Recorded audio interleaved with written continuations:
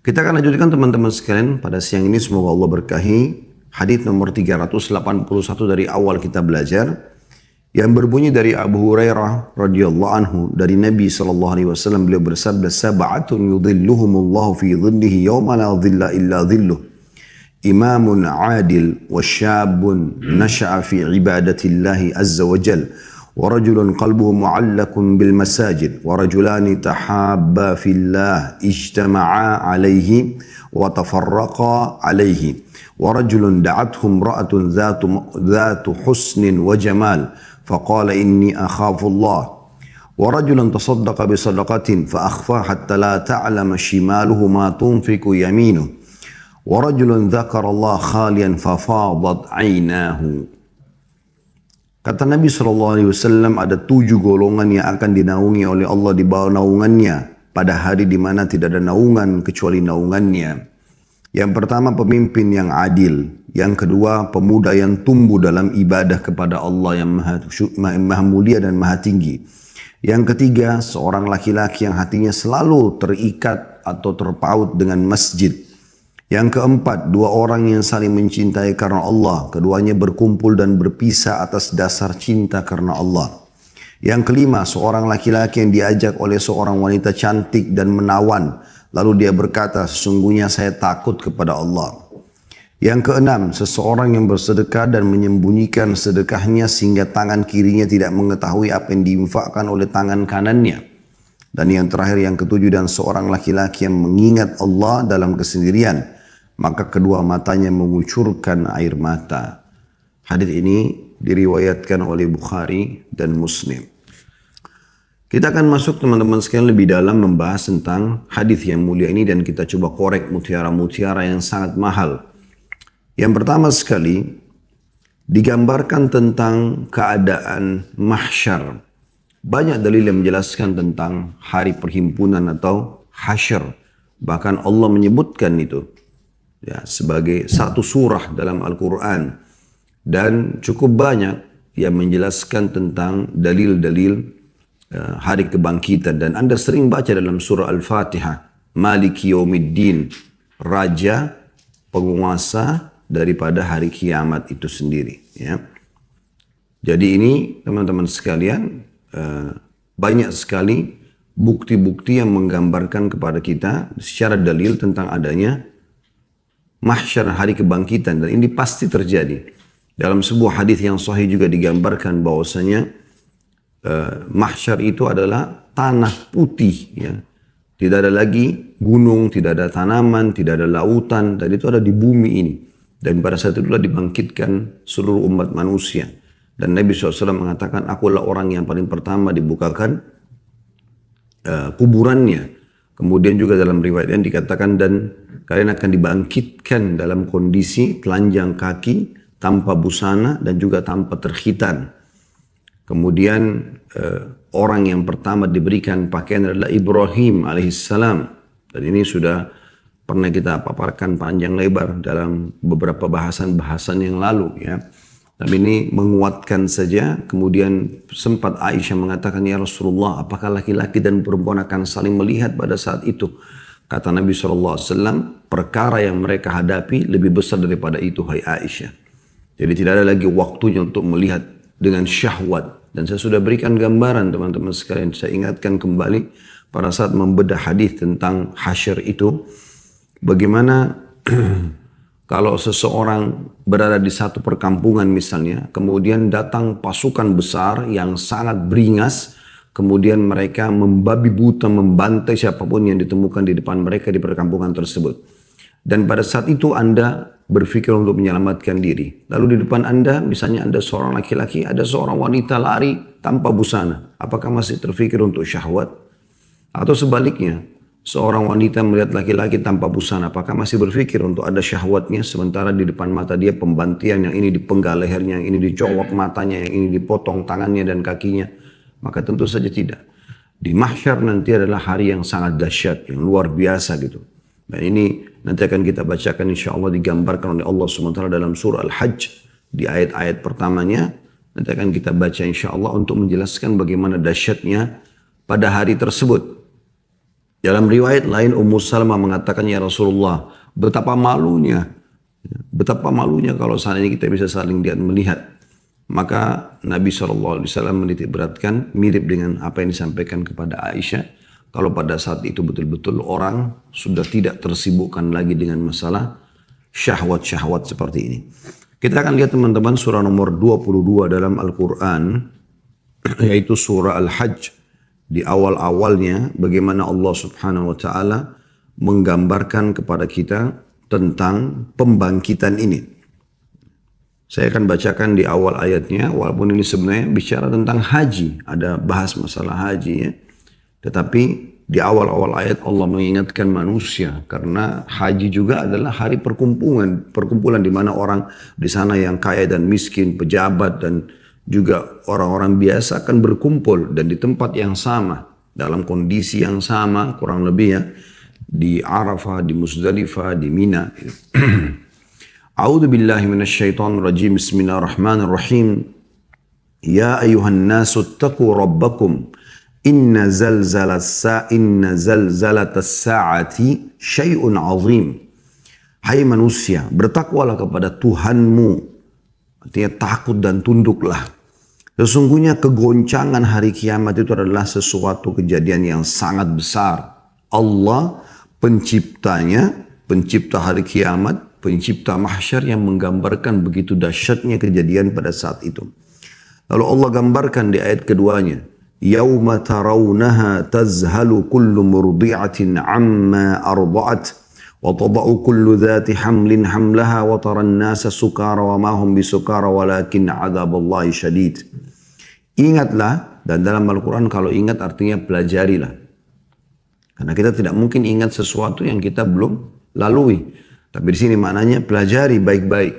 Pada hari ketika kamu melihat kegoncangan itu, nanti kalau kau hadir di situ dan pasti terjadi, lalailah semua wanita yang menyusui anaknya.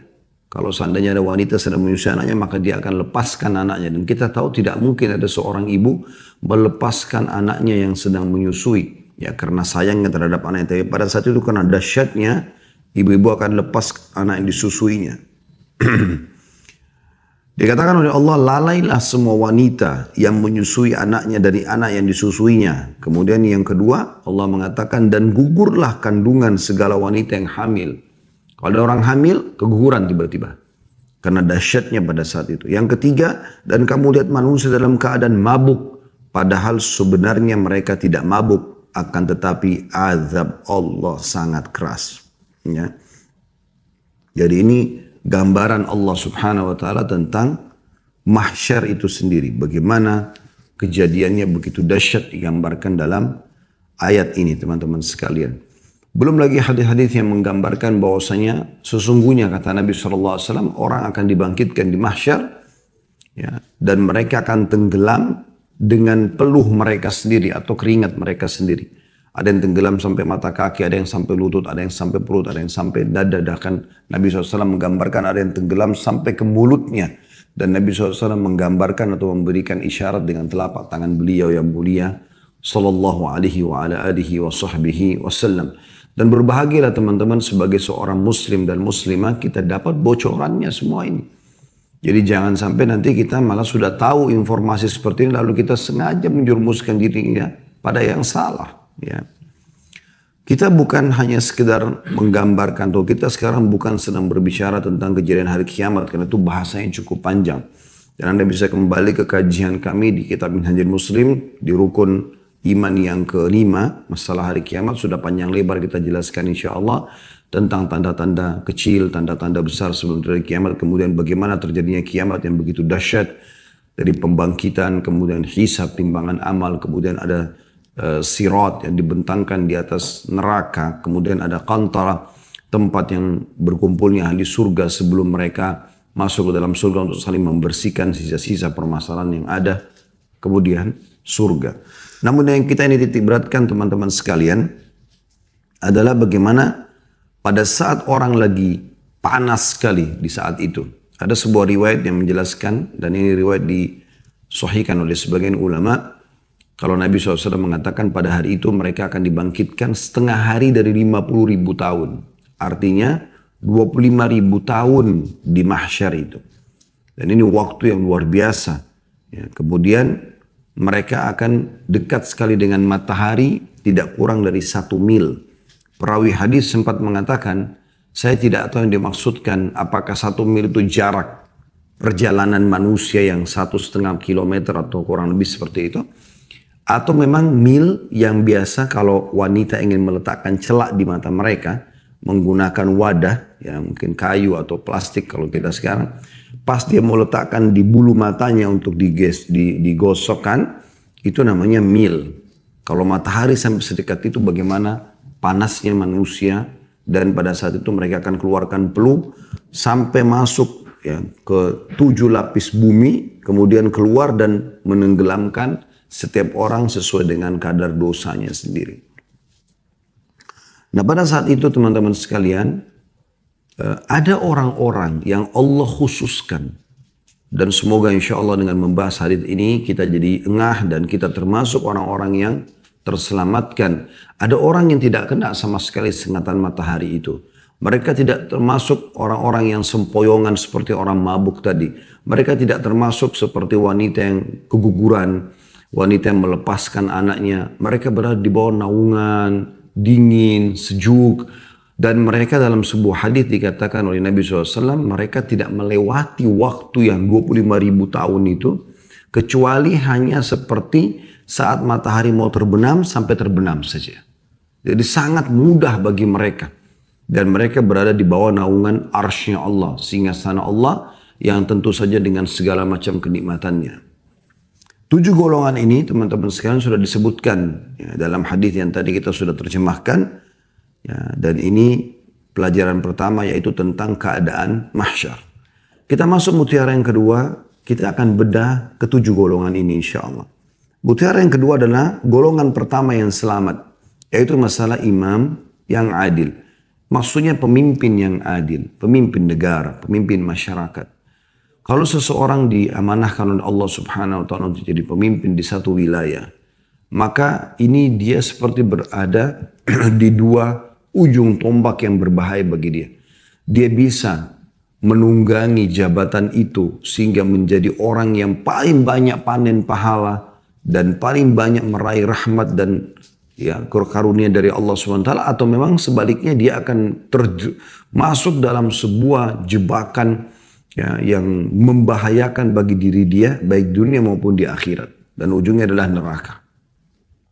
Dan cukup banyak bahasan masalah ini, bahkan Imam Adz-Dzahabi rahimahullah masukkan dalam kategori dosa besar kalau sampai ada pemimpin yang zalim terhadap masyarakatnya. Kalau ada pemimpin yang cerdas, dia menunggangi jabatan tersebut justru untuk meraih kesempatan pahala, karena memang keputusan dia akan merata dan hampir seluruh masyarakatnya akan mengikuti. Maka kalau itu keputusan kebaikan dengan tanda tangan, dengan instruksi, ya, kemudian masyarakat mengamalkan itu, menjalankan, maka dia akan panen semua pahalanya.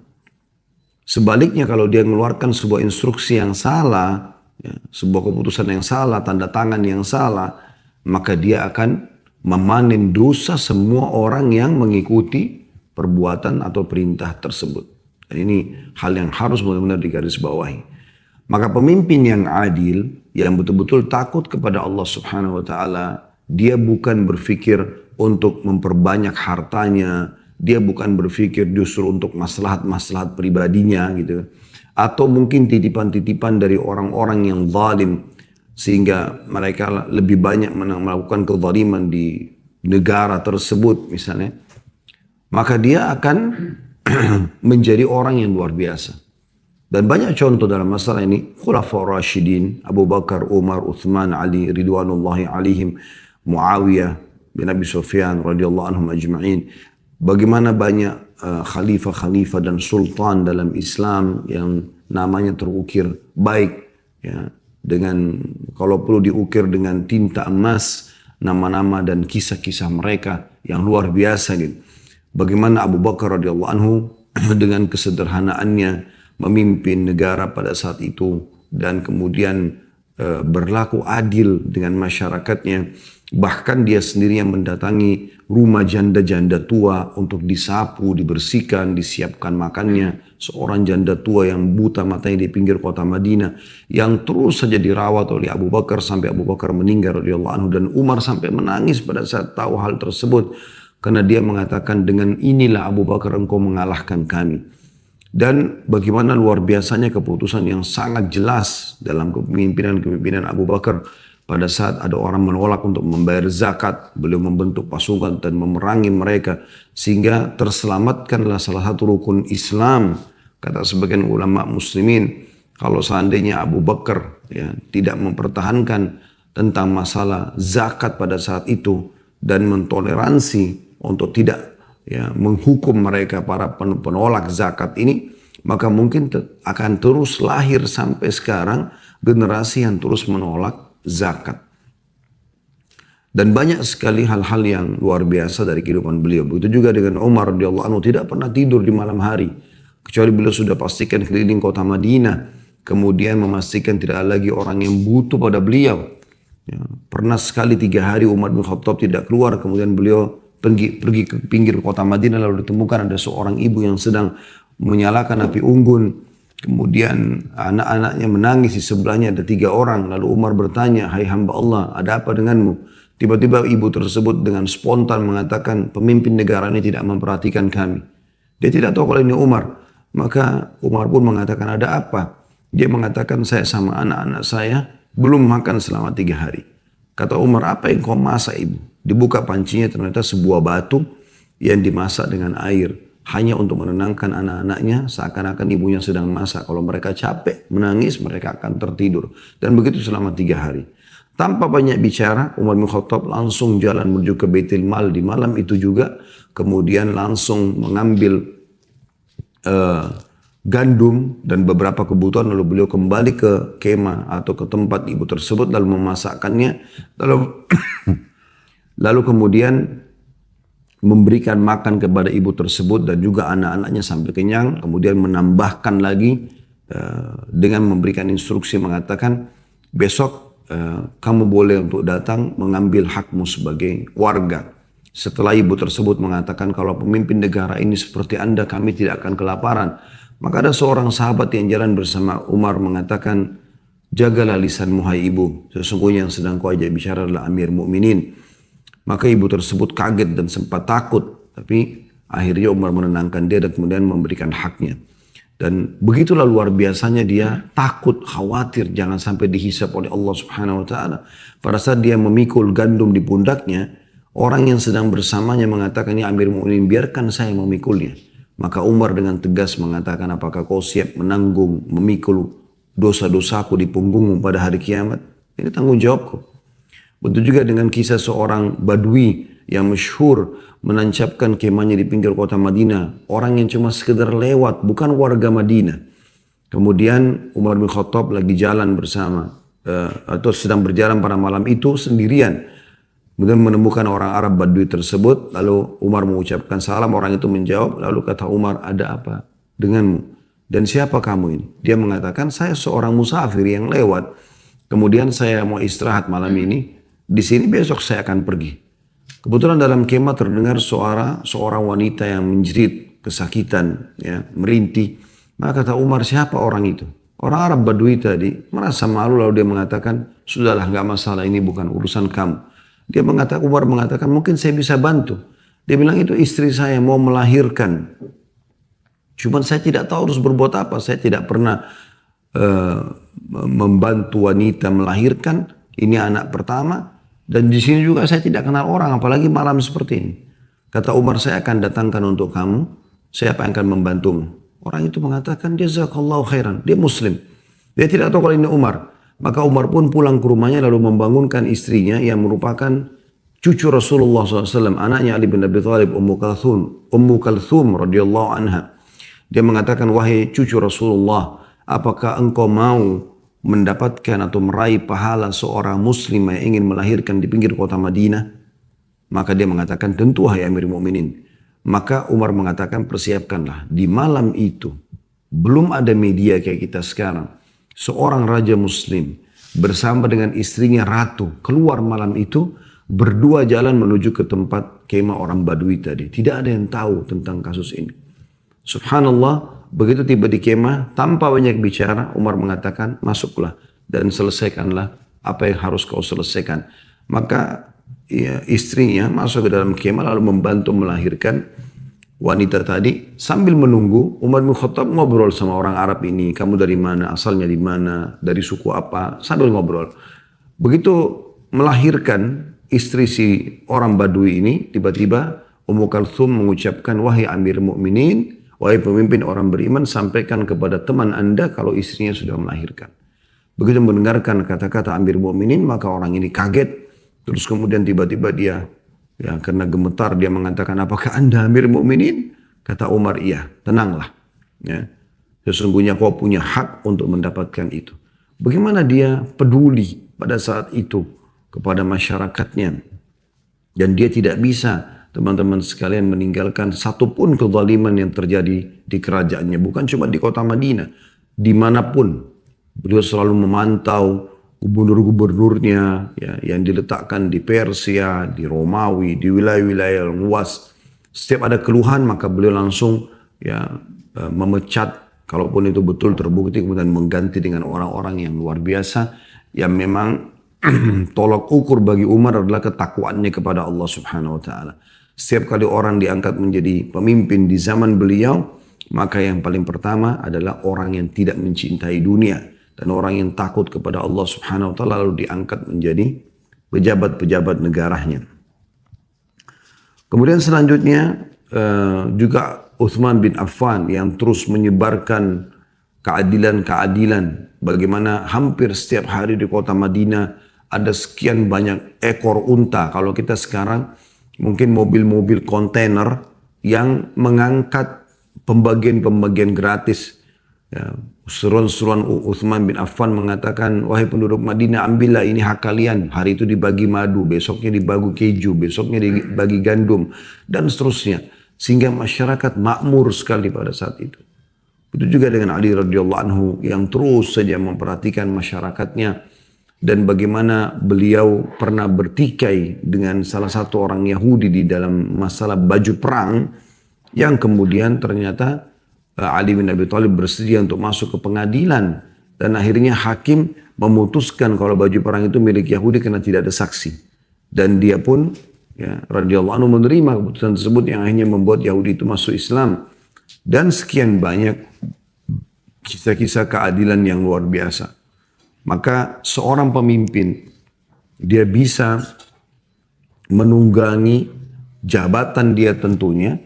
Dia bisa menunggangi jabatan dia untuk ya, meraih rahmat Allah Subhanahu wa taala, bahkan juga masuk ke dalam surga. Dan dalam bahasan kita adalah dia juga termasuk orang yang selamat dari dahsyatnya mahsyar tadi yang kita gambarkan karena keadilannya. Atau sebaliknya, dia akan menjadi orang yang paling terhina dan tercela kalau dia memang menyalahgunakan jabatan yang ada. Sehingga dia mengkhianati masyarakatnya. Berapa banyak orang yang telah dijanjikan dengan janji-janji tapi semuanya palsu misalnya.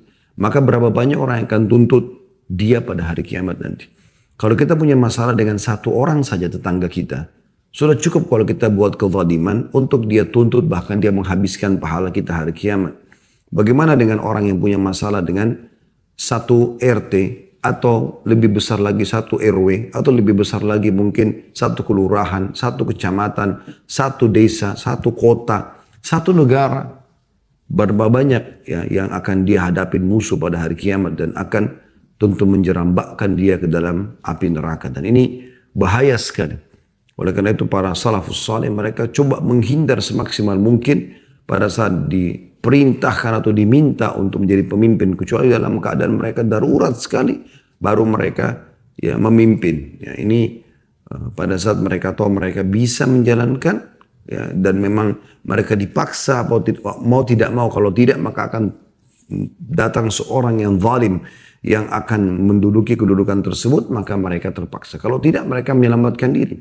Bagaimana Sufyan Tsauri rahimahullah lari dari jabatan hakim yang pada saat itu hakim itu bisa menghakimi khalifah dan gajinya cukup besar, fasilitasnya sangat bagus, tapi beliau melarikan diri karena tidak mau ya, jangan sampai nanti Beliau dituntut dari satu keputusan yang salah pada hari kiamat nanti. Dan beliau lebih memilih untuk menjadi pengajar dari para tenaga pengajar atau dai-dai kaum muslimin di kota Mekah. Dan sekian banyak contoh-contoh dalam masalah ini tentunya. Yang jelas kalau Anda diberikan amanah oleh Allah SWT menjadi seorang pemimpin, raihlah kesempatan emas dalam hadis ini untuk selamat dari dahsyatnya mahsyar yang sudah kita gambarkan tadi dengan membacakan surah Al-Hajj dan juga beberapa hadis-hadis yang sudah saya paparkan. Kemudian kita masuk mutiara yang ketiga dari hadis ini, dan ini adalah golongan yang kedua, syabun nasya'a fi ibadatillah. Dan ini konsep Islam, anak muda, generasi muda yang tumbuh di atas ketaatan kepada Allah yang maha suci dan juga maha mulia dan maha tinggi. Yang kita lihat sekarang, lingkup misalnya di Indonesia saja kita bicara. Sering kita dengar itu. Mumpung masih muda. Gitu. Apa maksudnya? Silakan buat sepuasnya. Boleh kenal rokok, khamar, narkotika, perzinahan, segala macam hal. Mumpung masih muda, seakan-akan nanti kalau sudah tua baru taubat. La haula wa la quwata illa billah. Siapa yang menjamin Anda bisa sampai masa tua? Dari mana jaminannya? Berapa banyak orang yang meninggal masih muda. Karena narkotika, karena khamar, mabuk, tabrakan, karena perzinahan di hotel dan segala macam hal. Justru di masa muda itu harus digunakan. Karena potensi, energi, ide-ide lagi banyaknya dan bagus. Lagi cemerlangnya. Kita lihat bagaimana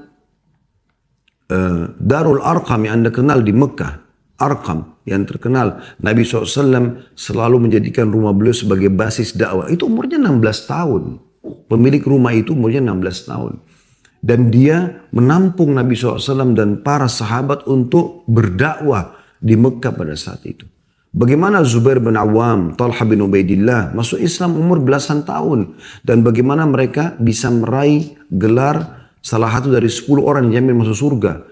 Dengan keberaniannya, dengan ketulusannya. Belasan tahun umurnya. Bagaimana tokoh-tokoh sahabat Abdullah bin Umar, Abdullah bin Abbas, Abdullah bin Mas'ud, Abdullah bin Amr bin As, Abdullah bin Zubair, ya, Abdullah bin Jubair, dan banyak yang lain. Ridwanullahi alaihim, Anas bin Malik, Usama bin Zaid. Ini semua adalah anak-anak muda muslim yang luar biasa. Mereka tumbuh di atas ketaatan Allah Subhanahu wa taala. Dari masa kecil mereka sudah selalu dicikokin ilmu-ilmu agama. Maksud saya di sini adalah diajarkan. Mohon maaf kalau bahasa cikokin kurang tepat, kita ajarkan, kita tanamkan kepada anak-anak kita. Kenalkan Allah Subhanahu wa taala di masa mereka masih kecil. Takutlah kepada Allah. Patuhlah kepada Allah. Ini karena Allah perintahkan. Saya coba terapkan kepada anak-anak seperti itu dan tertanam cukup baik. Gak boleh begini karena Allah larang. Gak boleh begini karena Rasulullah larang. Kita kerjakan ini karena Allah yang perintahkan. Tanamkan semua itu. Biarkan mereka tumbuh di atas ketaatan kepada Allah Subhanahu wa taala. Kenapa teman-teman selalu ragu untuk masukkan anaknya di pesantren? Kenapa pesantren seperti tanda kutip momok, tempat yang menakutkan atau tempat pelampiasan untuk anak-anak nakal? Nanti kalau kau nakal, ayah dan ibu akan masukkan kau di pesantren. Sehingga anaknya tangkap pesantren tempat yang buruk, yang tidak baik. Padahal di pesantren, saya pernah di pesantren. Azan diingatkan pergi ke masjid, sholat. Kita tiap hari belajar kalau Allah, kalau Rasul. Diajarkan akhlak-akhlak yang mulia, keluar menjadi kader-kader umat yang baik. Apalagi di masa-masa puberitas itu, SMP dan SMA. Di mana memang lagi bergejolaknya. Kita tahu banyak pergaulan bebas di sana-sini. Yang jelas jauh dari agama pada saat mereka tidak masuk di sekolah-sekolah agama. Di sekolah agama aja masih banyak pelanggaran, apalagi kalau sudah tidak belajar agama. Kenapa generasi muda ini dibiarkan hilang begitu saja? Ini adalah aset umat yang harusnya bisa dijaga. Harusnya kita biasakan mereka sudah mengenal sholat malam, mengenal Al-Quran, mendengar tentang surga dan neraka. Dan saya melihat anak-anak ini sangat muda.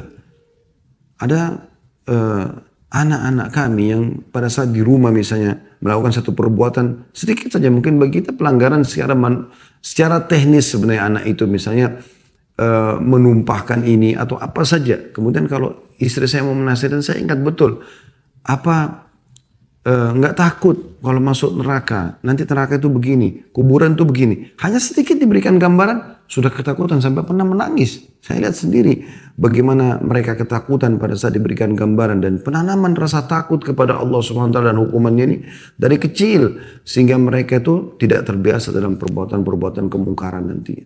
Nah, ini poin yang mesti digarisbawahi teman-teman sekalian. Karena generasi muda ini seperti sesuatu yang lazim dan harus selalu kalau tamat SMA pilok sana sini bajunya, buat ugal-ugalan di jalanan, jalan tidak pakai helm, mabuk-mabukan, seks bebas, ganggu gurunya. Kenapa selalu yang digambarkan dalam bahkan film-film dan sinetron pasti kalau SMA itu pergaulan bebas. Pasti yang digambarkan narkotika, pasti digambarkan hampir di luar nikah. Kenapa bukan sesuatu yang baik, yang patuh, yang taat, yang soleh dan soleha? Kenapa bukan seperti itu? Maka ini hal yang bertolak belakang sekali dengan karunia yang Allah janjikan di sini. Kalau Anda teman-teman sekalian luput dari kesempatan emas di masa muda dulu tidak beribadah kepada Allah Subhanahu wa taala atau kurang ibadahnya, maka jangan lagi luputkan anak-anak kita. Generasi yang Allah amanahkan di tangan kita, gitu kan? Itu luar biasa teman-teman sekalian. Saya bisa rasakan sendiri pada saat tamat atau masih SMP ya, pas masuk SMA, pas masuk di kota Madinah. Kemudian haji pertama kami lakukan tahun 90, saya masih ingat itu anak-anak yang masih belasan tahun semuanya pada saat itu. Kami haji bersama dengan kampus, kemudian pergi dan bagaimana mereka dengan semangatnya di pada saat diajarkan agama dan bagaimana tertanam itu. Ya, penanaman agama itu sangat mudah bagi generasi muda itu dan mereka sangat mudah tersentuh dan mereka lebih semangat. Usama bin Zaid radhiyallahu anhu itu diangkat jadi pemimpin perang oleh Nabi SAW 17 tahun umurnya. Sampai ada sebagian orang yang ragu pada saat itu. Kata Nabi SAW, ada sebagian kalian meragukan tentang kepemimpinan anak ini. Padahal sebagaimana kalian ragu terhadap pemimpinan ayahnya Zaid bin Haritha. Tapi ketahuilah dia pemimpin yang paling tepat. Akhirnya dia menjadi pemimpin. Di dalam pasukannya ada Abu Bakar, ada Umar, ada Uthman, ada Ali, ada sahabat-sahabat senior pada saat itu. Ridwanullahi alaihim. Jadi bagaimana generasi muda ini dikader untuk menjadi orang yang patuh kepada Allah Subhanahu wa taala. Ini satu karunia yang besar karena mereka termasuk anak-anak muda yang tumbuh dalam ketaatan kepada Allah, itu akan mendapatkan naungan Allah Subhanahu wa taala dan tidak akan merasakan mahsyar yang sampai 25.000 tahun tadi. Ya, setengah hari dari 50.000 tahun dalam hadis dikatakan itu kecuali hanya seperti matahari mau terbenam sampai terbenamnya matahari. Dan mereka berada dalam nikmat yang besar. Dan tentu kalau Anda mengkader anak-anak Anda supaya bisa menjadi generasi seperti ini, maka Anda meraih pahala-pahala mereka juga. Ya, kalau masa muda Anda dulu tidak seperti itu. Yang ketiga adalah warajulun qalbu mu'allaqun bil masajid. Seseorang yang hatinya selalu terikat dengan masjid.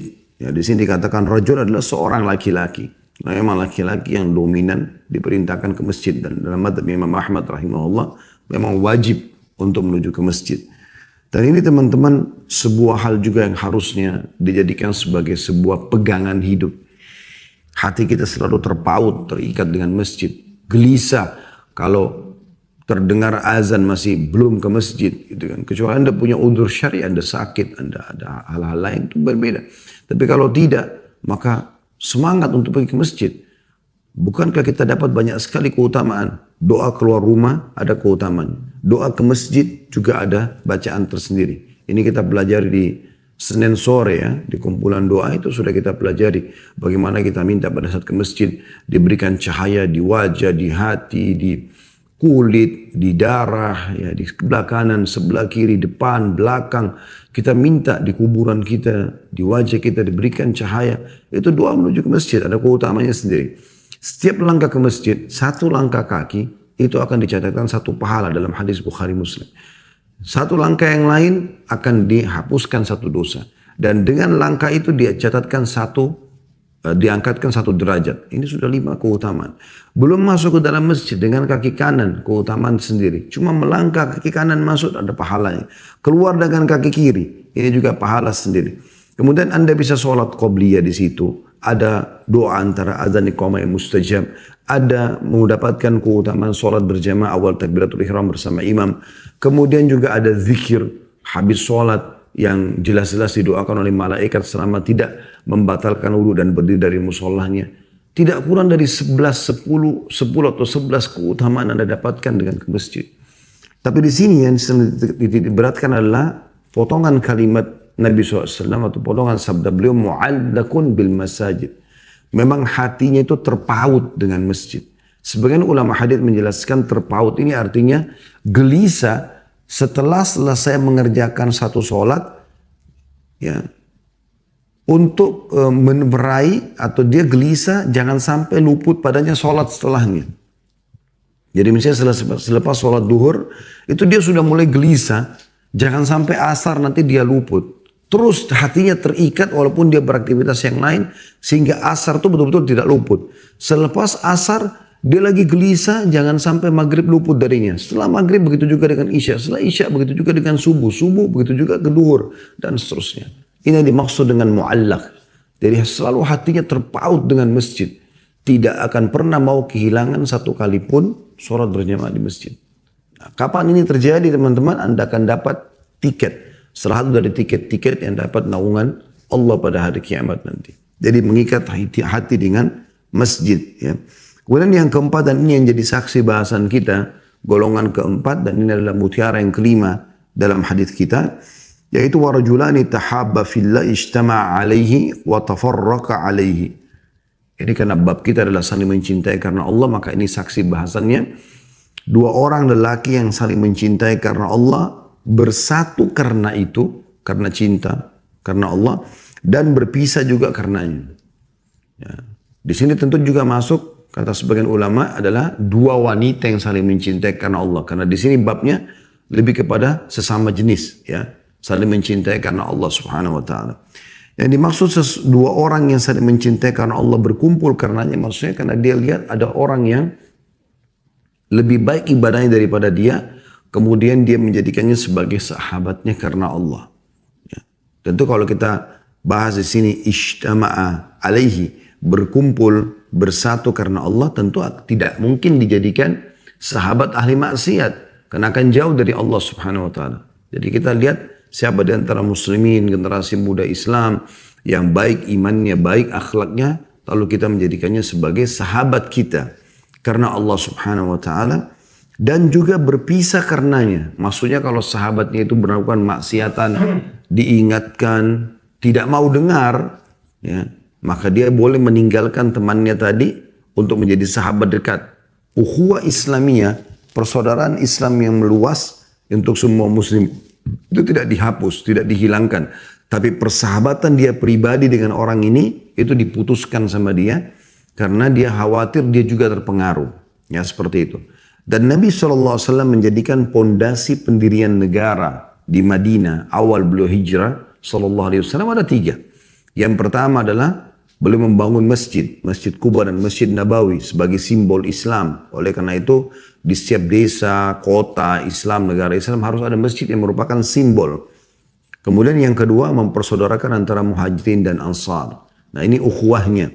Bagaimana menjalin, ada ukhuwah umum. Nabi SAW menyampaikan tentang semua firman Allah SWT, innamal mu'minun ikhwah, semua orang beriman adalah bersaudara. Dan beliau juga lakukan ukhuwah yang khusus, seperti mempersaudarakan antara Sa'ad dan Abdurrahman bin Auf radhiyallahu anhu majma'in, mempersaudarakan antara fulan sama fulan dan seterusnya. Beliau mempersaudarakan banyak di antara sahabat-sahabat Nabi yang memang nanti menjadi sahabat dekat satu sama yang lain, gitu kan. Dan kisah yang masyhur Sa'ad bagaimana menawarkan kepada Abdurrahman sebagai bentuk ketulusannya karena Allah. Dia punya 2 orang istri, dia mengatakan, saya akan menceraikan salah satunya setelah kau lihat yang mana kau cocok, kemudian kau boleh nikahi selama saya iddah. Dan saya juga punya setengah perkebunan kurma di Madinah milik saya, maka saya akan bagi 2. Ya, dengan bentuk persaudaraan yang dia ingin sempurnakan karena Allah Subhanahu wa Ta'ala. Dan tentu Abdurrahman sangat mulia menolaknya, mengatakan semoga Allah berkahi di keluargamu dan juga hartamu. Dia hanya minta ditunjukkan pasar, kemudian dia pun mulai berdagang sampai dia punya kemampuan, lalu dia melamar seorang wanita Ansar dengan emas atau dengan emas sebesar biji kurma dan seterusnya. Intinya teman-teman, yang ketiga ini atau yang keempat, golongan keempat ini dianjurkan kita memilih salah satu dari kaum muslimin sesama jenis kita untuk kita jadikan sebagai sahabat kita. Dan boleh orang mencintai lebih daripada satu orang kalau memang dianggap adalah orang-orang saleh, gitu kan. Tapi ini dianjurkan seseorang kalaupun menyukainya dia membahasakan itu. Seperti misalnya pernah ada sahabat Nabi, tidak disebutkan dalam riwayat ini namanya, sholatnya luar biasa khusyuknya. Bagus sekali sholatnya. Ada satu sahabat yang sedang duduk di sebelah Nabi SAW mengatakan, ya Rasulullah, saya menyukai orang ini karena Allah. Karena luar biasa gitu, sholatnya khusyuk, penuh dengan tumak nina sampai salam. Orang itu pas mau keluar dari masjid. Kata Nabi SAW, kejar orang itu. Dan ucapkan di wajahnya. Maka dikejar oleh sahabat tersebut yang mengatakan, uhibbuka fillah. Saya mencintaimu karena Allah Subhanahu Wa Taala. Tentu ini sudah pernah kita jelaskan juga dalam kajian Minhajul Muslim, teman-teman sekalian. Kitab Minhajul Muslim tentang bagaimana harusnya menjadi atau bersaudara karena Allah Subhanahu Wa Taala. Ada beberapa hal yang harus diperhatikan, ya. Jadi selain orang itu kita anggap lebih baik daripada kita ibadahnya, juga kita harus betul-betul sesuai perkataan kita dengan loyalitas dan royalitas kita. Kita harus loyal dengan dia dan juga kita royal. Makanya pernah ada orang datang kepada Abu Hurairah dan juga riwayat lain Abdullah bin Mas'ud ridwanullahi alaihim lalu mengatakan, saya mencintai Anda karena Allah. Kata keduanya, ya, tentu ini di orang yang berbeda, ya, orang yang sedang mengajak ngobrol dan di waktu yang berbeda, tapi riwayatnya mirip. Kata Abu Hurairah dan dalam riwayat lain Abdullah bin Mas'ud juga berkata, apakah kau bersedia untuk menjadikan kantongku kantongmu dan kantongmu kantongku? Artinya setelah kita bersaudara karena Allah ini berarti hartaku hartamu, hartamu juga hartaku. Maka orang itu mengatakan, saya belum sampai ke tingkat itu. Kata beliau, kalau gitu cari orang lain. Karena ukhuwah ini benar-benar berarti ada loyalitas, ada royalitas. Bagaimana kita betul-betul menunjukkan cinta karena Allah kepada dia dengan membantunya, gitu kan? Nah, ini yang digambarkan oleh Sa'ad radhiyallahu anhu pada saat menawarkan setengah hartanya kepada Abdurrahman bin Auf ridwanullahi alaihim. Dan juga Imam Syafi'i mengatakan rahimahullah, siapa yang ingin langgeng dengan sahabatnya karena Allah, maka dia harus bersabar dengan kekurangannya kalaupun ada, dengan cara menasehatinya, meluruskan, kecuali betul-betul tidak mau dia perbaiki, baru kemudian kita berpisah karena Allah Subhanahu Wa Taala. Karena manusia punya kekurangan, ya.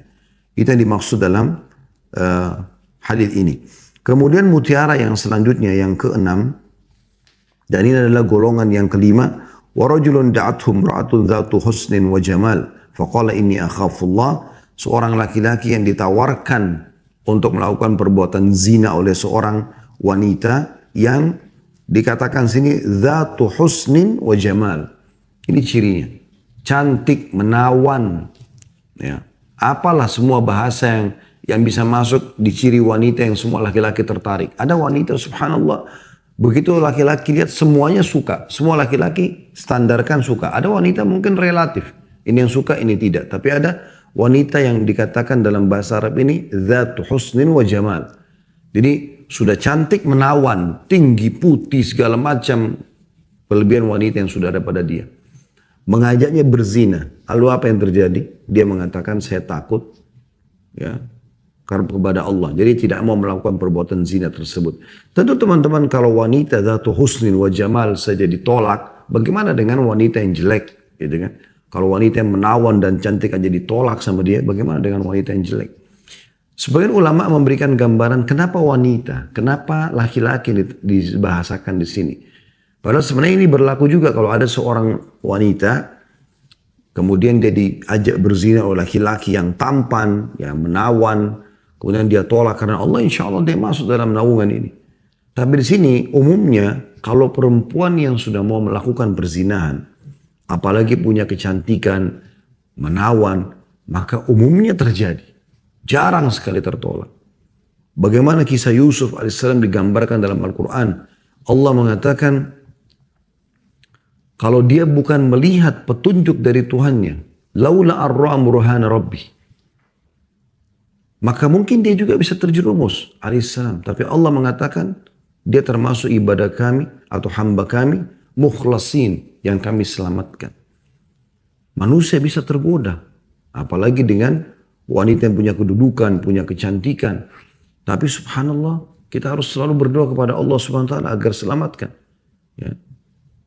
Kata Atha bin Abi Rabah rahimahullah, seorang ulama masyhur dari kalangan tabi'in, tidak ada sesuatu yang saya lebih khawatirkan setelah umur saya 80 tahun pun kecuali fitnah wanita. Jadi walaupun sudah tua, karena fitnah wanita itu besar sekali. Mereka bisa dengan segala macam cara ditunggangi oleh syaitan. Kalau kita sedang menatap matanya, atau melihat hidungnya, atau melihat bibirnya, melihat kulitnya, rambutnya, bisa kita terpengaruh untuk melakukan perbuatan zina tersebut. Oleh karena itu harus betul-betul dibekali dengan iman yang kuat. Dan kita yakin hadiahnya adalah justru dapat naungan Allah di hari kiamat nanti. Pada saat orang lagi panas kita akan selamat. Banyak kisah berhubungan dengan masalah ini sudah pernah kita sampaikan. Tapi diantaranya seorang anak muda yang pada saat dia memang sangat tampan. Dia terkenal sekali, hampir seluruh wanita di wilayah yang menyukai dia. Lalu kemudian ada seorang istri pejabat yang terkenal juga dengan kecantikannya. Coba untuk menjerat dia masuk ke dalam rumahnya dengan pura-pura seakan-akan akan membeli dagangannya. Kemudian setelah masuk dalam lalu dijebak. Dikatakan kau harus berzina dengan kami. Dia dan dayang-dayangnya, si ratu itu. Atau si orang itu. Kalau tidak kami akan teriak dan mengatakan kau datang untuk memerkosa kami. Maka dalam kondisi seperti itu dia pun akhirnya mengatakan, ya Allah berikan aku petunjuk, aku tidak pernah melakukan perbuatan ini. Memang dia belum pernah berzina, dengan begitu tampannya dia Masya Allah, dan waktu itu dia belum menikah. Maka dia mengatakan, ya Allah aku selalu menjaga kehormatanku karenamu, maka selamatkan aku dari perbuatan ini. Tiba-tiba dia mules, kemudian dia pun dia minta ke kamar mandi. Pada saat itu perempuan ini mengatakan apapun alasanmu kau tetap akan melakukan perbuatan ini. Kemudian setelah itu dia masuk ke dalam WC, entah kenapa setelah buang air, dia terfikir untuk meletakkan sedikit bagian kotoran itu di tubuhnya. Pada saat dia keluar, perempuan itu karena orang terhormat, orang yang bersih, orang yang cantik, kemudian dia mengatakan, begitu joroknya kamu. Dia mengatakan begini saya, maka dia pun diusir dari rumah tersebut. Maka dia sujud syukur pada saat keluar dari rumah itu, karena tidak jadi berzina. Begitu luar biasanya anak-anak muda muslim yang memiliki keimanan yang luar biasa. Mereka menyelamatkan diri dari perbuatan zina ini. Dan bagaimana keadaan generasi muda muslim sekarang yang begitu luar biasa membuka pintu ini. Ya, Allah mengatakan, wala taqrabuz zina, jangan dekatin zina. Jangan mulai melihat, jangan mulai mendengar, jangan mulai mengetik, jangan mulai mengirim, dan seterusnya. Diingatkan oleh Allah subhanahu wa ta'ala. Lalu Allah bilang, innahu kana fahisha. Sesungguhnya itu perbuatan keji, wasa'a sabila, itu seburuk-buruk jalan yang ditempuh. Karena akan mempermalukan diri kita di tengah-tengah masyarakat, di dunia dan di akhirat juga hukumannya berat. Termasuk dosa besar gitu ya. Maka di sini butuh keimanan yang luar biasa, dia tinggalkan karena Allah subhanahu wa ta'ala. Dan ini mutiara yang ke-6, mutiara yang ke-7, dan ini adalah golongan yang ke-6. وَرَجُلٌ تَصَدَّقَ بِالصَّدَقَةٍ فَأَخْفَاهَا حَتَّى لَا تَعْلَمَ الشِّمَالُ مَا تُنْفِقُ يَمِينُهُ. Seseorang yang bersedekah dengan tangan kanannya sampai-sampai tangan kirinya tidak tahu apa yang disedekahkan. Tentu ini majaz, ya, sebuah kiasan. Dan kalau tangan kanan keluarkan tangan kiri, kalau dalam akal manusia tidak tahu apa-apa gitu. Tidak ada masalah antara kanan dan kiri. Tapi ini bahasa kiasan. Artinya kalau tangan kirinya aja nggak tahu dengan apa yang dikeluarkan oleh tangan kanan, bagaimana dengan orang lain? Ya, kiasan gambaran agar jangan riak. Orang ini betul-betul ikhlas dalam bersedekah. Apa yang teman-teman keluarkan karena Allah, selesai dikeluarkan, lupakan sudah. Jangan diingat lagi. Bagaimanapun cara syaitan berusaha membisikkan kita agar mengenang lagi, lupakan. Ya, tidak usah khawatir. Ma yalfidhu min qawlin illa ladaihi raqibun atid. Tidak ada satu kata pun yang terlintas kecuali ada raqib dan atid, atau ada malaikat pencatat amal yang selalu mencatatnya. Sudah aman, gitu kan? Tidak usah khawatir dengan itu. Setiap amal soleh yang sudah kita kerjakan atau sedang kita kerjakan, kita ikhlaskan niat, kemudian kita tentunya berusaha untuk sudah lupakan saja, nggak usah dibahas gitu. Karena kadang-kadang sudah 10 tahun pun berlalu, syaitan masih bisikin kita pada saat lagi dulu di satu majlis, kemudian di situ terjadi pembicaraan tentang amal yang pernah kita kerjakan mirip misalnya. Misal 10 tahun lalu kita haji, kemudian sekarang duduk sama beberapa orang lalu ada yang cerita, dia riak, dia mengatakan, oh kemarin tuh saya haji tuh saya sempat menangis di Arafah, apalah segala macam, dia menceritakan tentang kehusyuannya. Apa gunanya? Jelas-jelas berarti riak, nggak ada maksud yang lain. Maka syaitan bisa bisikin Anda, kau kan juga 10 tahun lalu sempat menangis di Arafah. Ceritakan juga untuk menambah iman orang. Maka kemudian mulailah dia bicara tanpa dia sadari pahala yang sudah 10 tahun lalu bisa hilang karena dia riakkan, gitu kan.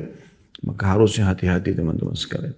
Pada saat Anda berinfak di jalan Allah Subhanahu wa taala, tutup semuanya.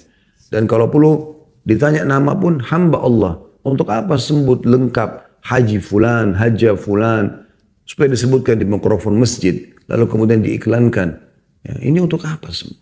Tidak ada tujuannya kecuali hanya untuk dipuji. Dan ingat teman-teman, semua orang yang melakukan perbuatan karena riya, apa yang dia harapkan dari pujian Allah akan berikan. Begitulah disebutkan dalam hadis sahih Bukhari Muslim tentang masalah 3 golongan. Yang pertama Allah siksa pada hari kiamat karena riya mereka. Yang pertama sekali adalah orang yang Allah berikan harta, kemudian dia menghabiskan di jalan Allah menurut pandangan dia. Lalu Allah bangkitkan, lalu Allah perlihatkan semua nikmat itu, kekayaan yang Allah kasih, dia infakkan hartanya segala macam. Lalu Allah tanya, apa yang kau lakukan dengan harta ini? Dia bilang tidak ada satu celah pun dan kesempatan untuk berinfak ya Allah di jalan kecuali saya lakukan karenamu ya Allah. Kata Allah SWT, kau telah bohong. Kau bersedekah ya itu karena supaya dibilang kamu itu dermawan dan sudah diucapkan. Kau sudah dapatkan itu puji-pujian di mana-mana, itu sudah kau dapatkan, gitu kan? Jadi sudah dapatkan, maka diperintahkan agar kepada para malaikat agar menyeret wajahnya orang ini dilempar ke dalam api neraka. Ini orang yang berinfak jalan Allah seumur hidupnya. Yang kedua adalah Allah yang Allah karuniai kepada dia jihad, mati syahid. Kemudian dia pun berjihad sampai dia terbunuh. Allah datangkan, Allah lihatkan itu bagaimana dia menguasai keterampilan perang, keberanian, menyerang musuh segala macam. Lalu dia tahu nikmat itu. Lalu Allah tanya, apa yang kau lakukan dengan semua ini yang saya kasih kepada kamu? Keperkasaan, keberanian, keterampilan. Maka dia mengatakan, ya Allah tidak ada kesempatan berjihad kecuali saya sudah melakukan itu karena kamu. Sehingga sampai aku terbunuh karenamu. Kata Allah SWT, kau telah berdusta. Di hari kiamat orang tidak bisa sembunyi lagi. Semoga Allah selamatkan kita dan ikhlaskan niat kita. Maka dia mengatakan, Allah mengatakan kau berdusta. Kau berperang sampai kau terbunuh agar kau dikatakan pemberani. Ya. Kau ini pemberani, kesatria. Dan sudah diucapkan. Jadi orang riya itu dapat itu pujiannya. Dia dapat yang dia inginkan. Lalu kemudian diseret di atas wajahnya, dilempar dalam api neraka. Yang ketiga adalah orang yang Allah berikan ilmu. Dia sibuk mengajarkan sana sini. Ya, Al-Quran dia ajarkan sana sini. Ada riwayat mengatakan ilmu, ada riwayat mengatakan Al-Quran. Lalu kemudian didatangkan, lalu diperlihatkan nikmat itu sama Allah. Bagaimana dia hafal Quran, bagaimana dia menguasai ilmu agama, bagaimana dia mengajar sana sini. Kemudian didatangkan hari kiamat. Allah tanya, apa yang kau lakukan dengan kelebihan yang aku berikan ini? Maka dia mengatakan, aku mengajarkan ya Allah di sana sini. Pagi dan malam hari gitu kan. Karenamu, kata Allah SWT, kau dusta. Kau melakukan itu agar kau dikatakan seorang yang alim, orang yang pintar, orang yang begini dan begitu. Dan sudah diucapkan, kau sudah dapatkan predikat-predikat yang kau mau itu. Maka dilemparkan, diperintahkan agar dilemparkan dalam api neraka. Maka hati-hati dengan masalah ini. Golongan yang ke-6 ini teman-teman menggambarkan kepada kita tentang masalah bagaimana ikhlas dalam beramal. Termasuk masalah sedekah. Keluarkan tanpa harus ada orang tahu. Tanpa harus diekspos di media. Tanpa harus. Ya. Udah antara anda dengan Allah Subhanahu Wa Taala. Sebagian salafus saleh bahkan subhanallah mereka berinfak sampai puluhan tahun tidak ada yang tahu kalau mereka berinfak. Nanti meninggal baru ketahuan karena terputus bantuan-bantuan tersebut. Ya, karena dia tidak pernah menyampaikan kepada siapapun. Kecuali memang ada beberapa infak yang harus terang-terangan itu berbeda. Tinggal anda kontrol niat anda. Seperti misalnya Nabi SAW kalau lagi mau membentuk pasukan untuk berjihad. Maka beliau SAW memanggil para sahabat untuk mengumpulkan sedekah mereka dan zakat mereka di masjid. Maka ada di antara sahabat dikatakan dalam riwayat membawa hartanya. Seperti kasus Umar membawa setengah hartanya, Abu Bakar membawa seluruh hartanya. Itu kan karena disuruh seperti itu beda. Di kantor anda, pimpinan mengatakan ini ada masjid kita mau bangun, Ayo siapa yang mau nyumbang silakan. Ini sekarang kita ada kotak amal, silakan nyumbang di sini. Lalu kita mulai memasukkan, itu lain. Itu apa boleh buat. Tapi kalau Anda lagi sendiri, lagi jalan, ada orang miskin, lagi ada orang WA Anda pribadi, japri Anda, untuk apa diekspos? Untuk apa dibahasakan? Dan ingat teman-teman, dalam memberikan kepada Allah Subhanahu Wa Taala ini, kata sebagian salaf, kita harus meyakini kalau kita lebih butuh terhadap infak yang kita keluarkan daripada orang yang menerimanya. Ini kan persepsi harus diperbaiki nih. Sebagian orang berpikir orang miskin yang sedang dia berikan lebih butuh kepada dia. Sebenarnya bukan. Kita lebih butuh kepada fakir miskin itu. Karena sebenarnya kata sebagian ulama salaf, pada saat infak-infak itu diambil seperti perkataan Abdullah bin Mubarak, seorang ulama tabi'in, pada saat sedekahnya dibawa oleh orang-orang, maka dia mengatakan sambil senyum, sungguh orang-orang ini membawa amal-amal kami ketimbangan amal kami tanpa upah. Nilainya misalnya 100 juta dikasih atau 1 juta diberikan infak, maka nilai itu kita akan dapat. Si miskin ini yang mengambilnya membawa ketimbangan amal kita tanpa upah. Secara kasat mata mungkin atau zahir dunia ini dia akan dapat uang itu dan dia pakai untuk kebutuhannya. Tapi sebenarnya kita sedang membawa nilai yang sama itu ke akhirat. Itulah makna perkataan Abdullah bin Mas'ud radhiyallahu anhu, siapa di antara kalian yang bisa meletakkan hartanya di langit maka lakukanlah, karena tidak akan disentuh oleh tangan pencuri dan tidak akan dimakan oleh serangga. Artinya dia membawa ke akhirat amal-amal tersebut. Seorang pengusaha di Turki di satu masa dulu, tidak disebutkan kapan kisahnya, tapi ini dinukil oleh beberapa dai kita. Kemudian dia selalu saja diajak ngobrol sama teman-temannya sambil teman-teman itu mengatakan, semuanya pengusaha, kau ini kenapa tidak menabung hartamu? Tidak seperti kami, kau tidak sayang hartamu. Kalau kami ini sampai punya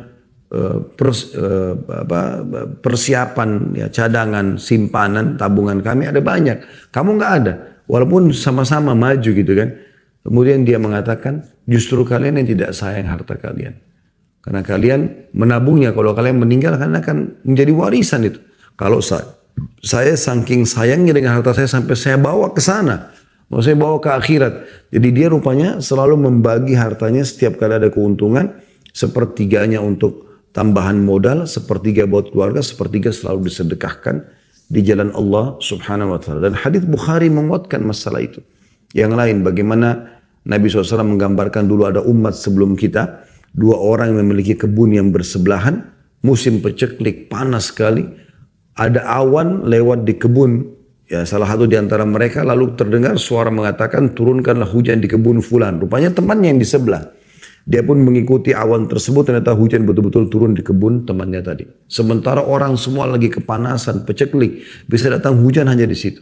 Dia penasaran, dia tanya temannya. Dalam hadis Bukhari ini, kata Nabi SAW, dia tanya, apa yang kau lakukan dengan kebunmu? Kenapa kok bisa peceklik begini hanya kau yang dapat hujan?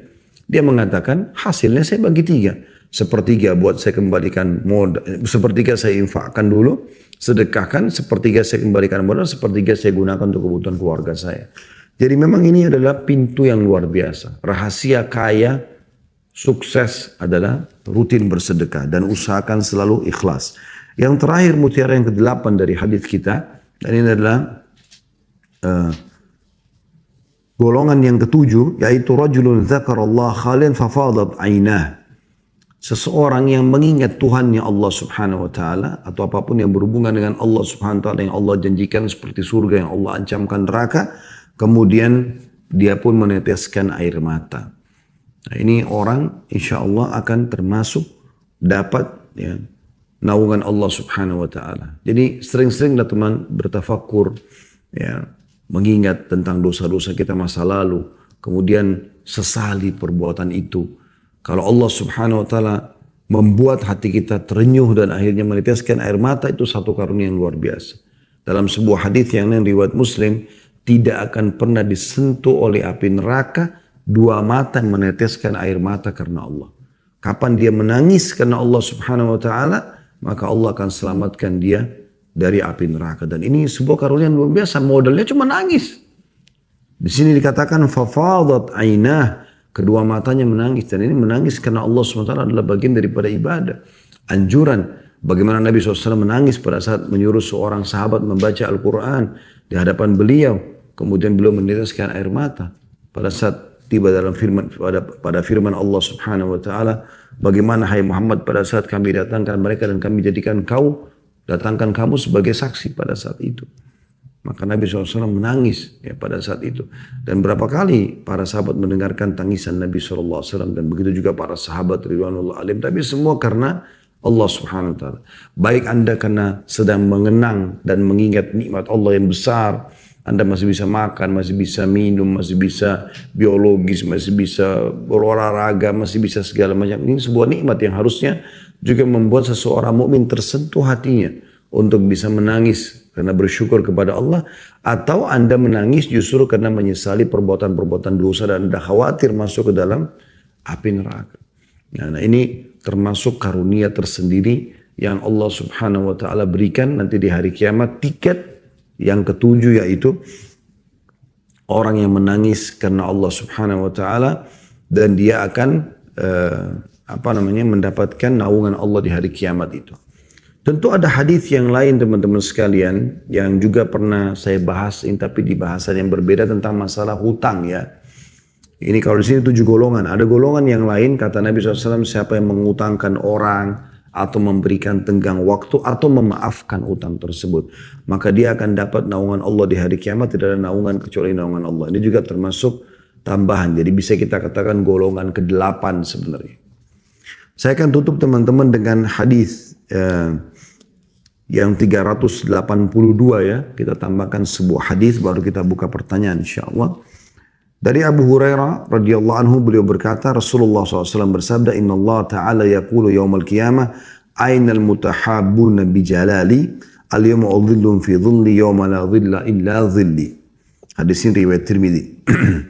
Sesungguhnya Allah Ta'ala berfirman pada hari kiamat, di manakah orang-orang yang saling mencintai karena keagunganku? Maksudnya karena Allah. Hari ini aku menaungi mereka dalam naunganku, di hari tidak ada naungan kecuali naunganku. Jadi ini kurang lebih penguat daripada apa yang kita bahas tadi. Intinya orang yang saling mencintai karena Allah Subhanahu wa ta'ala. Bahkan teman-teman sekalian, mencintai karena Allah ini bisa lintas masa. Kalau kita mau mengejar sebuah keutamaan, maksudnya lintas masa ini seperti kita mencintai para sahabat, kita mencintai para tabi'in, itu termasuk ya bisa, insya Allah kita berharap dengan mencintai mereka, kita bisa bersama mereka nanti pada hari kiamat. Karena pernah Anas bin Malik radhiyallahu anhu mengatakan, tidak ada hadis yang paling menyentuh untuk kami dibandingkan hadis Nabi SAW, al-mar'u ma'a man ahabba. Seseorang akan bersama dengan orang yang dia cintai. Karena aku mencintai Nabi SAW, aku mencintai Abu Bakar, aku mencintai Umar, walaupun amalku belum mencapai amal mereka, agar aku bisa bersama mereka hari kiamat. Jadi sebenarnya kita bisa mencintai orang-orang saleh sebelum kita. Gitu kan? Di antaranya juga kita berdoa dalam Al-Quran digambarkan, Rabbana gfir lana wa li ikhwanina alladhina sabaquna bil iman. Wahai Tuhan kami, ampunilah kami dan saudara-saudara kami yang mendahului kami dalam keimanan. Maksudnya yang sudah meninggal terlebih dahulu. Gitu kan? Jadi kita bisa sebenarnya mencintai mereka.